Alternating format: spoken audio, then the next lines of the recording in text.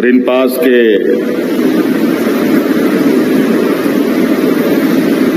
शताब्दी वर्ष के इस समारोह में उपस्थित सभी लोगों को मेरी ओर से बहुत बहुत शुभकामनाएं। मंच पर उपस्थित हमारे साथ केंद्रीय रक्षा मंत्री संजय सेठ जी, हमारे साथ मंत्रिमंडल सहयोगी इरफान अंसारी जी और जहां रिनपास अवस्थित है यहां के स्थानीय विधायक सुरेश कुमार बैठा जी और विधायक राजेश कच्छप जी, हमारे पूर्व मंत्री सुबोध कांत सहाय जी, स्वास्थ्य विभाग के सचिव सरकार के एसीएस अजय कुमार सिंह जी, रिनपास निदेशक अमोल रंजन सिंह जी और विशेष रूप से निभांस से आई हमारी वहां के निदेशक डॉक्टर प्रतिमा मूर्ति जी एवं गणमान्य अतिथिगण, आप सबका हार्दिक अभिनंदन करते हुए जोहार करता हूं।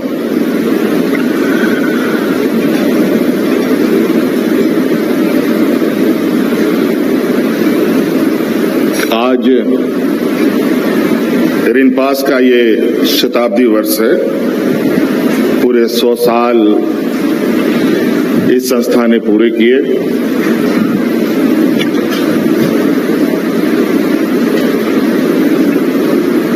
देश आजाद होने से पहले से ये संस्था आम लोगों के सेवा में समर्पित है। हालांकि इस राज्य में इसी तरह का एक और संस्था सीआईपी अभी यहां पर अवस्थित है।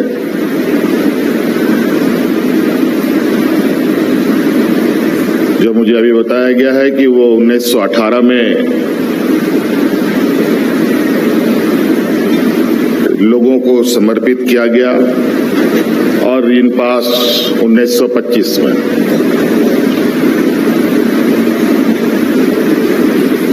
सीआईपी केंद्र सरकार के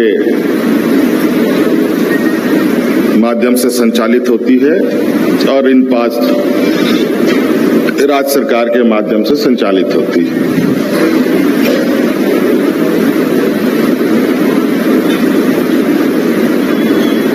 इस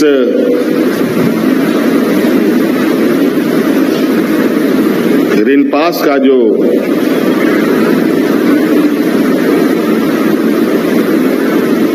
कार्य क्षेत्र है,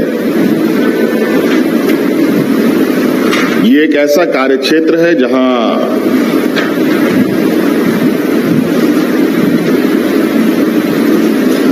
बहुत कम लोग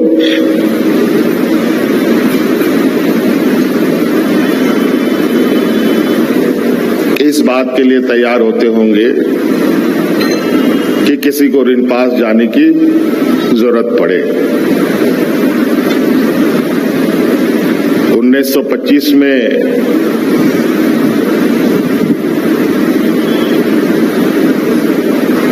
मानव मनस्थिति की क्या स्थिति रही होगी ये तो मैं नहीं बता सकता, लेकिन वर्तमान में मानव मनस्थिति जरूर बहुत ज्यादा परेशान करने वाला है। और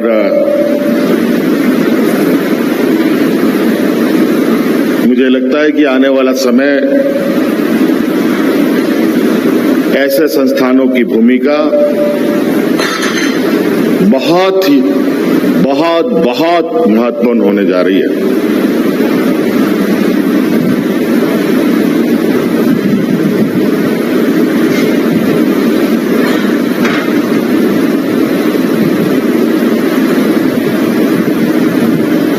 मुझे कभी रिनपास के परिसर में आने का मौका नहीं मिला,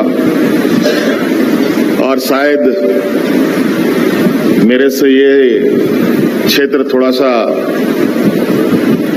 छूट सा गया है और अभी बैठे बैठे मैं बहुत कुछ जानने की कोशिश कर रहा था, लेकिन इतने छोटे से समय में इतनी बड़ी चीजों को समझ पाना थोड़ा कठिन जरूर है। लेकिन आने वाला समय में विशेषकर इस रिनपास के संदर्भ में विस्तृत समीक्षा के उपरांत यहाँ पर क्या क्या चीज बेहतर की जा सकती है उस पर हम लोग काम करें, क्योंकि इसकी महत्ता अपने आप में एक अलग चुनौतियों के साथ है।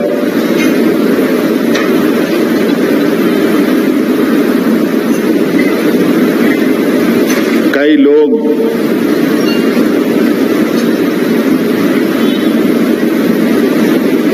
इस राज्य के अलग अलग कोने कोने से हमारे संपर्क में आए और हम लोगों ने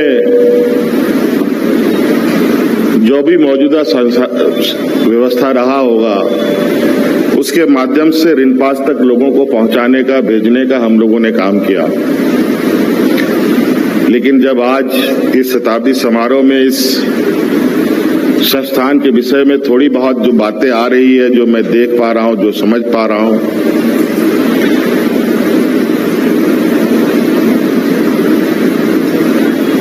इससे ये लगता है कि इस पर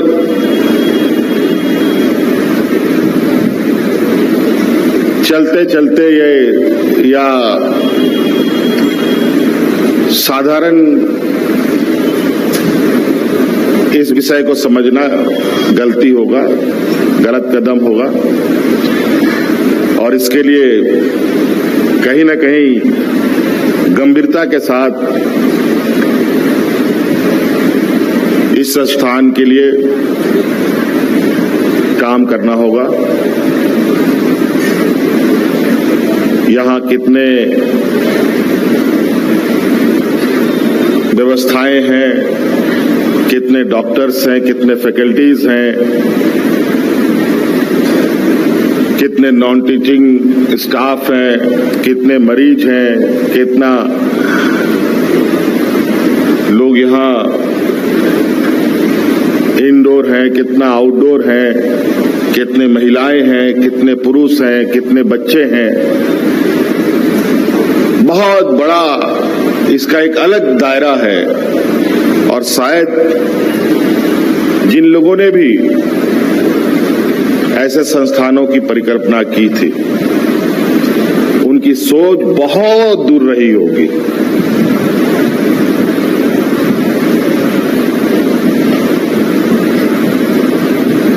और आज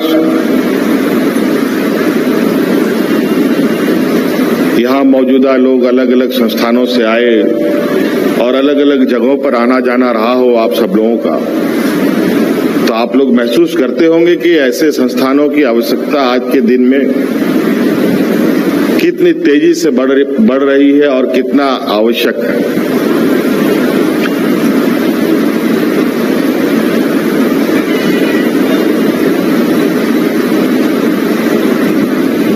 मुझे बताया गया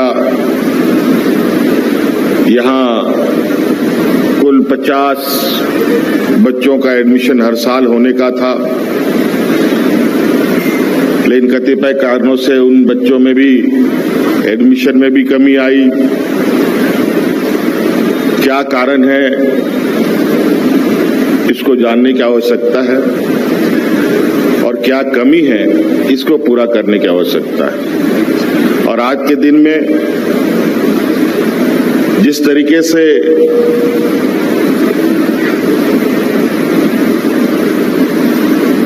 मानसिक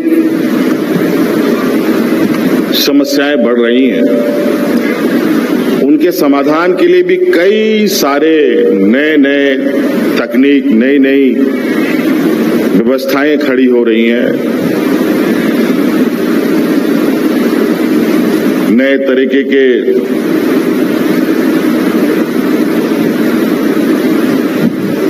संसाधन देश दुनिया दुनिया में उपलब्ध है। हमें लगता है वर्तमान तकनीक को भी कितने जल्द से जल्द हम लोग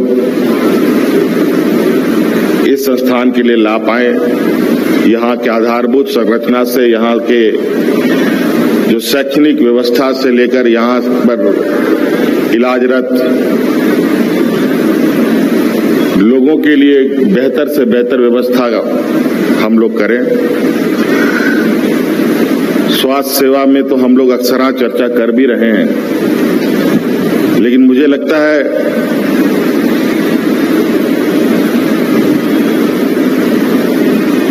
मनोचिकित्सा के लिए भी विशेष ध्यान देने की आवश्यकता थी। अब चूंकि ये पहला दिन है जहां हम बहुत थोड़ा सा करीब से रिनपास के परिसर में हैं और उसी के शताब्दी वर्ष में यहां हम लोग एकत्रित हैं, और हम आपको आश्वस्त करते हैं कि बहुत जल्द रिनपास को बदलते हम देखेंगे और यहाँ के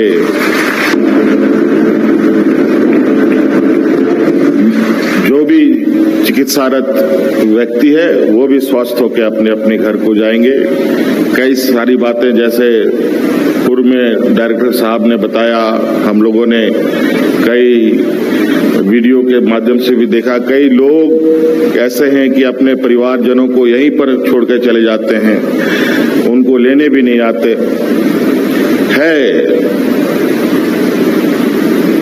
समाज के अंदर कई ऐसी चीजें हैं, कई ऐसी घटनाएं हैं जो हमारे जहन में हैं। मैंने उसको महसूस किया है, देखा है कि ऐसे स्थिति में किसी भी परिवारजनों की क्या स्थिति होती है और जो इस समस्या से गुजरता है उसकी क्या स्थिति होती है।